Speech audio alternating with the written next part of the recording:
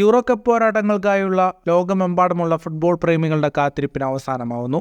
ഇന്ന് രാത്രി Germany Scotland പോരാട്ടത്തോടെയാണ് euro കപ്പിന് തുടക്കമാവുക.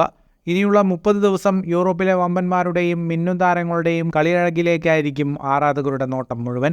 ഇത്തവണ ജർമ്മനി ആതിഥേയരാകുന്ന യൂറോ കപ്പിൽ 24 ടീമുകളാണ് കിരീടത്തിനായി പന്തിനു പിന്നാലെ പായുക.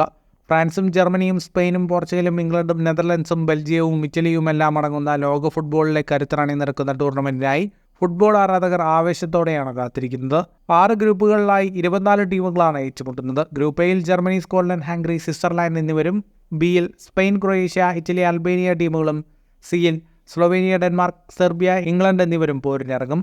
ഗ്രൂപ്പ് ഡിയിൽ പോളണ്ട്, നെതർലൻഡ്സ്, ഓസ്ട്രിയ, ഫ്രാൻസ് ടീമുകളും, ഇയിൽ ബെൽജിയം, സ്ലോവാക്യ, റുമാനിയ, ഉക്രൈൻ എന്നിവരും, എഫിൽ തുർക്കി, ജോർജിയ, പോർച്ചുഗൽ, ചെക്ക് റിപ്പബ്ലിക് എന്നിവരും അണിനിരക്കും.